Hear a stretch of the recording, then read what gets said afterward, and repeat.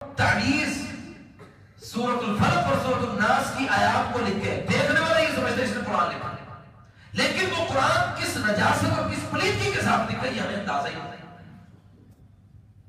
آپ اور میں اقسم باللہ کے اندازہ بھی نہیں کر سکتے کہ ہمارے ایمان اور ہمارے مقدس اشیاء کی کتنی بے حرمتی معاشرے میں ہو رہی ہے۔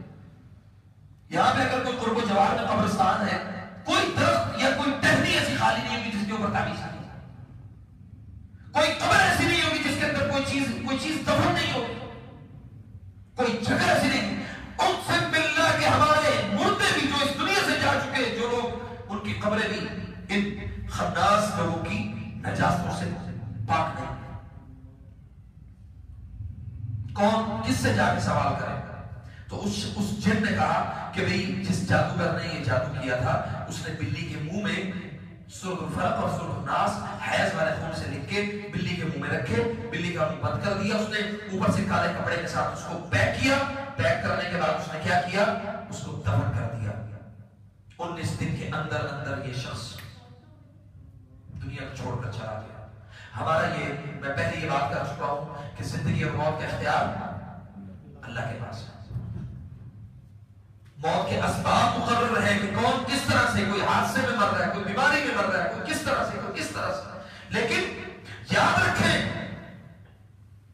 کہ ایک شخص بہت سارے ٹیسٹ کروا رہا ہے، اس کے ٹیسٹ صبح سے شام تک وہ پورا سال اپنا بیچارہ ٹیسٹوں میں لگا دیتا ہے کہ جی آج میں سی پی سی کا، آج میں اپنا الٹرا ساؤنڈ کا اور ڈوپلر اسکین کا اور سی ٹی اسکین کا، ایم آر آئی کا، مختلف میں نے اتنے بڑے بڑے ٹیسٹ کروائے، میرے ٹیسٹ سارے ٹھیک آ رہے لیکن میں بیمار ہوں، میرے ساتھ مسائل ہیں۔ تو آپ اپنے آپ کو قرآن کریم کی تلاوت سے خود چیک کریں، کسی عامل، کسی جادوگر یا کسی راقی کے پاس جانے کی کوئی ضرورت نہیں۔ نبی کریم صلی اللہ علیہ وسلم نے ہمیں وہ سارا کچھ بتا دیا ہے۔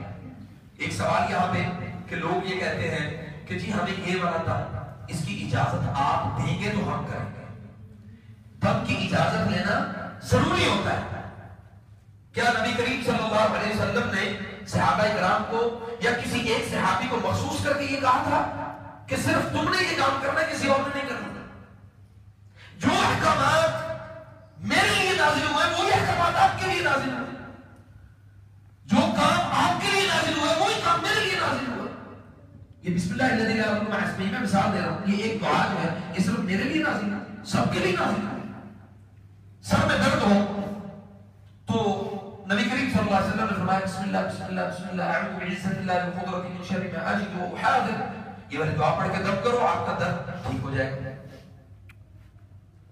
اور بھائیوں جو ہم یقین جادو کرو بر کر رہے ہیں وہی یقین ہمارا جو ہے وہ کنورٹ نہیں ہو سکتا، اللہ کی طرف نہیں آ سکتا۔ کتنے افراد ایسے ہیں جو اپنے گھر میں کسی اپنے بچے کو، اپنی بچی کو یا اپنے گھر کے افراد کو خود دم کر سکتے ہیں؟ کوئی ایک ہاتھ کھڑا کر کے بتائے کہ جو اپنے گھر میں خود دم کر سکتا ہے؟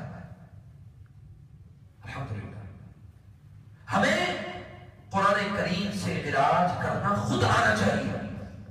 قرآن اور وہ مسنون اشیاء جو طب نبوی سے ماخوذ ہیں، یا وہ مجربات یعنی علاج بالاعشاب، جڑی بوٹیوں کے ذریعے سے وہ علاج جو آپ کو اور مجھے سب کو آنا چاہیے، بنیادی طور پہ یہ ہماری ضرورت ہے۔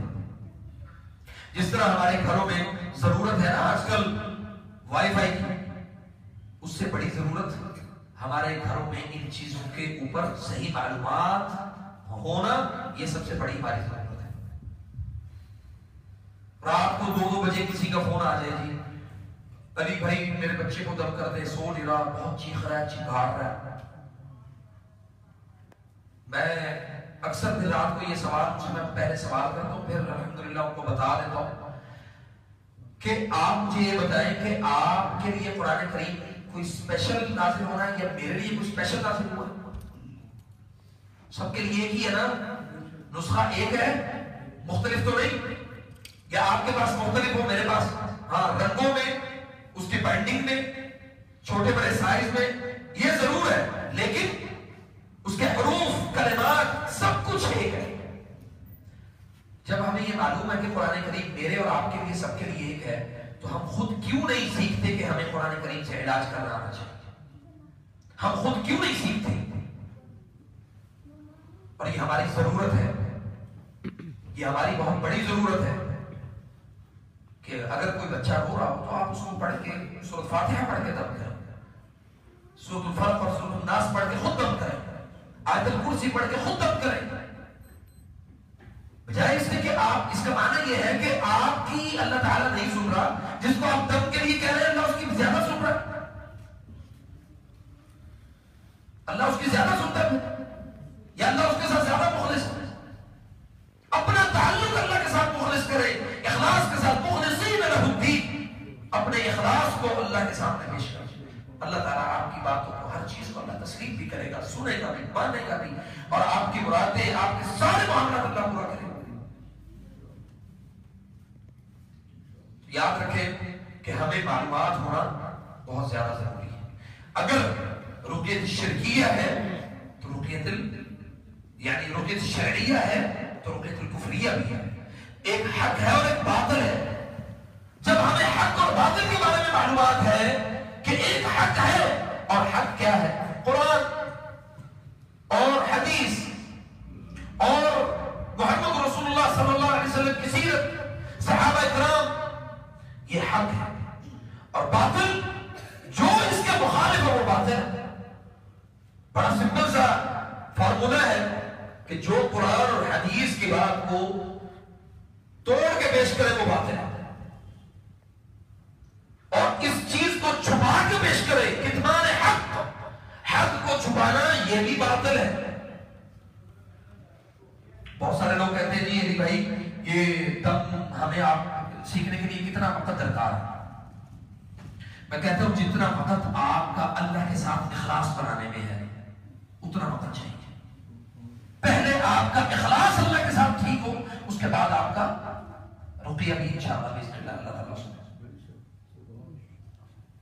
تو یہ ٹٹولے یہ اپنے آپ سے تلاش کریں، اپنے آپ سے سوال کریں کہ میرا اللہ کے ساتھ خلوص کتنا ہے، تو اللہ تعالیٰ اس میں بہت زیادہ برکتیں بھی دے گا انشاءاللہ، اور اللہ تعالیٰ آپ سے قرآن اور سنت کا، قرآن اور حدیث کا کام بھی لے گا۔ اور یاد رکھیں کہ یہ علاج بالقرآن والسنہ یہ ہمارے معاشرے کی اشد ترین ضرورت ہے، اور اس کے متعلق آگاہی، علم حاصل کرنا یہ ہمارا بہت بڑا فریضہ ہے۔ اور الحمدللہ عرب میں، سعودی عرب میں مختلف جو